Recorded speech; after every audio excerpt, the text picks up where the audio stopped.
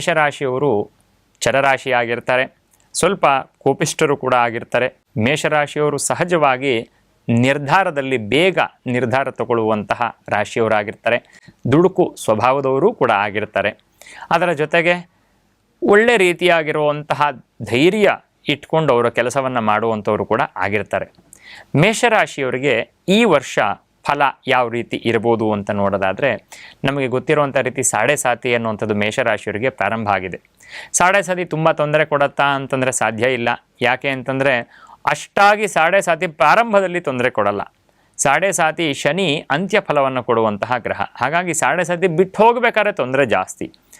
ಪ್ರಾರಂಭದ 2.5 ವರ್ಷ ಅನ್ನುವಂಥದ್ದು ಏನಿದೆ, ಅಂತಹ ವರ್ಷದಲ್ಲಿ ಸಾಡೆ ಸಾತಿಯ ಒಂದು ಫಲ ಅನ್ನುವಂಥದ್ದು ಹೆಚ್ಚಾಗಿ ಕಾಣಸಿಗಲ್ಲ.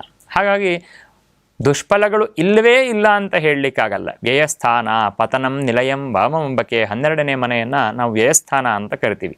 ಅಂತಹ ವ್ಯಯಸ್ಥಾನದಲ್ಲಿ ಇರುವಂತಹ ಶನಿ ಗೊತ್ತಿಲ್ಲದೆ ಇರುವಂತಹ ರೀತಿಯಲ್ಲಿ ವ್ಯಯವನ್ನು ಮಾಡಿಸ್ತಾನೆ. ಪತನಂ ಬೀಳುವಂತಹ ಸ್ಥಾನವು ಕೂಡ. ಹಾಗಾಗಿ ಕರ್ಮಾಧಿಪತಿಯಾಗಿರುವಂತಹ ಕರ್ಮಕಾರಕನಾಗಿರುವಂತಹ ಶನಿ 12ನೇ ಮನೆಗೆ ಬಂದ ಅಂತಂದರೆ ಕೆಲಸದಲ್ಲಿ ಒಂದಷ್ಟು ಪತನಗಳನ್ನು ಉಂಟು ಮಾಡುವಂಥದ್ದು, ಕೆಲಸ ಬದಲಾವಣೆ ಆಗುವಂತಹ ಒಂದು ಸಾಧ್ಯತೆಗಳು ಮೇಷರಾಶಿಯವರಿಗೆ ಕಾಣಸಿಗುತ್ತೆ.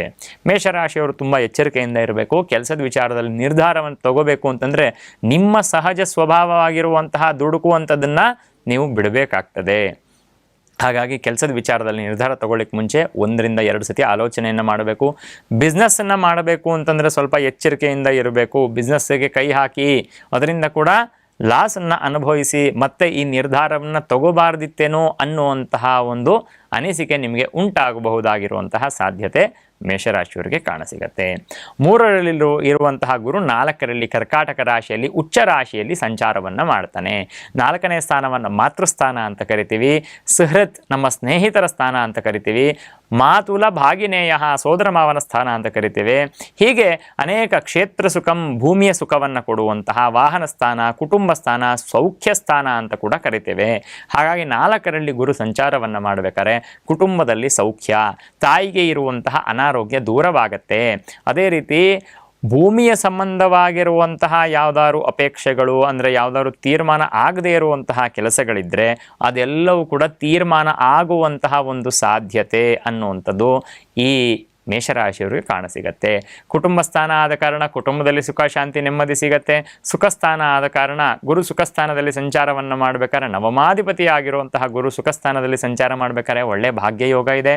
ಅದರ ಜೊತೆಗೆ ವಾಹನ ಸ್ಥಾನವು 4ನೇ ಸ್ಥಾನ ಆಗಿರೋ ಕಾರಣ 4ರಲ್ಲಿ ಅಂದರೆ ವರ್ಷದ ಪ್ರಾರಂಭದಲ್ಲೇ ಅಲ್ಲದಿದ್ದರೂ ಒಂದು 3 ತಿಂಗಳ ನಂತರದಲ್ಲಿ, ಜೂನ್ ತಿಂಗಳ ನಂತರದಲ್ಲಿ ಈ ಎಲ್ಲ ಸೌಖ್ಯವು ಕೂಡ ಮೇಷರಾಶಿಯವರಿಗೆ ಕಾಣಸಿಗತ್ತೆ. ಹಾಗಾಗಿ ಮೇಷರಾಶಿಯವರಿಗೆ ಒಟ್ಟಾರೆ ಈ ಒಂದು ಯುಗಾದಿಯಿಂದ ಮುಂದಿನ ಯುಗಾದಿ ಅನ್ನೋದನ್ನು ನಾವು ನೋಡೋದಾದರೆ ಪ್ರಾರಂಭದಲ್ಲಿ 2 ತಿಂಗಳುಗಳು ಅಷ್ಟಾಗಿ ಚೆನ್ನಾಗಿಲ್ಲ. ಇರುವಂತಹ ಪರಿಸ್ಥಿತಿಗಳ ಮುಂದುವರಿಕೆ ಅಂತ ಹೇಳಿದ್ರು ಕೂಡ ನಂತರದ ದಿನಗಳಲ್ಲಿ ಕೆಲಸಕ್ಕೆ ಹೊರತಾಗಿ ಬೇರೆ ಬೇರೆ ಯಾವ್ಯಾವ ಆಯಾಮಗಳು ಜೀವನದಲ್ಲಿ ಇದೆಯೋ ಆದರೆ ಎಲ್ಲದರ ವಿಚಾರದಲ್ಲೂ ಕೂಡ ಸುಖ, ಒಳ್ಳೆ ರೀತಿಯಾಗಿರುವಂತಹ 4ನೇ ಸ್ಥಾನವನ್ನು ನಾವು ಗುರುಬಲ ಅಂತ ಹೇಳಲಿಕ್ಕಾಗಲ್ಲ. ಆದರೂ ಒಳ್ಳೆ ಸ್ಥಾನ ಆದ ಕಾರಣ ಶುಭ ಫಲಗಳನ್ನೇ ಮೇಷರಾಶಿಯವರು ಅನುಭವಿಸ್ತಾರೆ. ಹೊಸದಾಗಿ ವಾಹನವನ್ನು ಖರೀದಿ ಮಾಡುವಂತಹ ಯೋಗ ಇರುತ್ತೆ. ವಿದ್ಯಾರ್ಥಿಗಳಿಗೆ ಅಭಿವೃದ್ಧಿ ಉಂಟಾಗ್ತದೆ. ಅದೇ ರೀತಿ ಇನ್ನೂ ಯಾವುದಾದ್ರೂ ಭೂಮಿಯನ್ನು ಖರೀದಿ ಮಾಡಬೇಕು, ಮನೆಯನ್ನು ಪರ್ಚೇಸ್ ಮಾಡಬೇಕು ಅಥವಾ ಒಂದು ಹೊಸ ಮನೆಯನ್ನು ಮಾಡಬೇಕು ಅನ್ನುವಂತಹ ಯೋಚನೆಗಳಿದ್ರೆ, ಮನೆ ಕಟ್ಟಿಸಿರುವಂಥದ್ದು ಯಾವುದಾದ್ರು ಕಾರಣಗಳಿಂದ ನಿಧಾನ ಆಗಿದ್ದರೆ ಅದೆಲ್ಲವೂ ಕೂಡ ನಿವೃತ್ತಿಯಾಗಿ ಸ್ವಂತ ಮನೆಯನ್ನೂ ಕೂಡ ಮಾಡುವಂತಹ ಯೋಗ ಅನೇಕರಿಗೆ ಪ್ರಾಪ್ತವಾಗತ್ತೆ. ಹಾಗಾಗಿ ಮೇಷರಾಶಿಯವರಿಗೆ ಒಟ್ಟಾರೆ ಹೇಳಬೇಕು ಅಂತಂದರೆ ಒಂದು 70-75 ಭಾಗದಷ್ಟು ಶುಭ ಫಲಗಳನ್ನೇ ಈ ವರ್ಷ ನಿರೀಕ್ಷಣೆಯನ್ನು ಮಾಡಬಹುದಾಗಿದೆ. ಇನ್ನು ಮುಂದಿನ ರಾಶಿ ವೃಷಭ ರಾಶಿ.